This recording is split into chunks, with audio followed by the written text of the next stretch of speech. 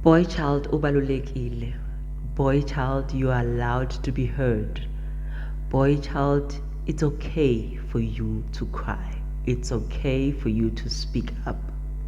If something doesn't sit well with you, it's okay for you to actually want to raise it up in a proper manner. Yokuthi, you know what?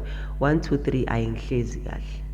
Khona 1, 2, 3 eyenzakalayo esikolweni and I'm unable to face it. There's so much bullying that is happening around me. Because now if you are always being told that ukuthi umfana akakhali, umfana kumele aqine, you will go through so much bullying at school that you are unable to share ukuthi kwenzakalani ngawe. May you learn to speak up as a young man. That will groom you to become the best man that you can become. May you learn to face things the way you need to face them in order for you to actually get through them.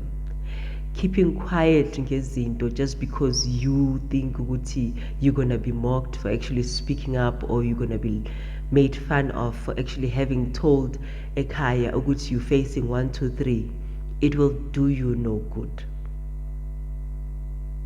We end up getting into so much peer pressure around us because of you feel ukuthi you don't have a choice but to go through it and to face it.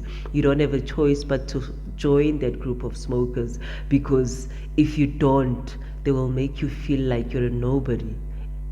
It's your choice to actually speak up and say, I don't go, I'm not down with this. Nobody should have to make you feel like a nobody for the sake of wanting to stand up for yourself. There's so many things that could be happening as well at home where you feel this is too much. I need to speak to somebody. Find that person that you can actually share with. Because even if singayi-ignora kangakanani, it's not only abantwana bamantombazane that go through phases or things that are happening around bona, and sicabanga ukuthi nothing goes on when it comes to a boy child. They also go through things that they would actually want to get off their chests, but they're unable to do so